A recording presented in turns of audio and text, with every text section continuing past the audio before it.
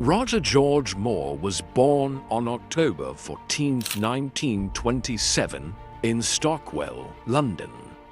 The only child of a policeman and a homemaker, Roger's early years were shaped by the simplicity of post-war Britain and his vivid imagination.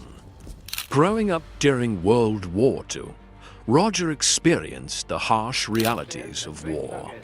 These formative years instilled in him a resilience and an understanding of life's fleeting nature lessons he carried with him throughout his career.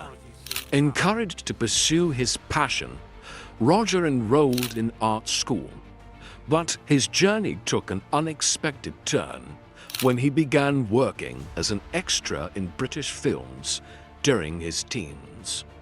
Roger's work as an extra introduced him to the magic of cinema. It wasn't long before he decided to pursue acting full-time, enrolling in the Royal Academy of Dramatic Art RADA with support from a mentor, the iconic filmmaker Brian Desmond Hurst. In the early 1950s, Roger gained attention for his role in the British television series Ivanhoe.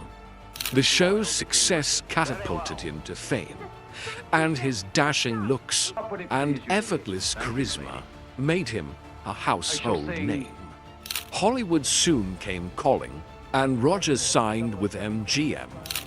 While his early films didn't achieve major success, he found his stride on television, starring in The Alaskans and Maverick.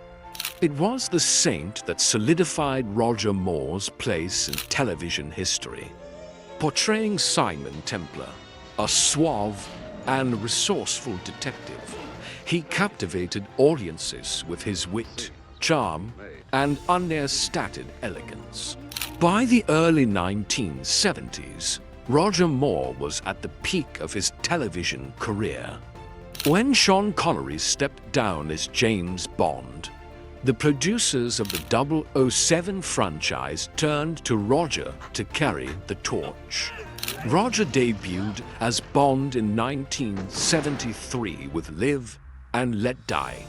His interpretation of the iconic spy was lighter and more humorous than his predecessors, but it was no less captivating. Over 12 years and 7 films, Roger Moore made the role his own, blending sophistication with humor in a way that resonated with audiences worldwide. He starred in classics like The Spy Who Loved Me and Moonraker, cementing his legacy as one of the most beloved Bonds. After retiring from the Bond franchise in 1985, Roger embraced new challenges. He appeared in films, lent his voice to animated projects, and even poked fun at his Bond persona in comedic roles. But Roger's greatest role came off-screen as a humanitarian. In 1991, he became a UNICEF Goodwill Ambassador, dedicating his life to improving the welfare of children worldwide. In 2003, Roger Moore was knighted by Queen Elizabeth II for his charitable work. It was a fitting honor for a man whose contributions extended far beyond the silver screen. Though he passed away in 2017, Roger Moore's legacy endures. Whether as James Bond, Simon Templar, or a dedicated philanthropist, he lived a life of elegance, adventure, and generosity.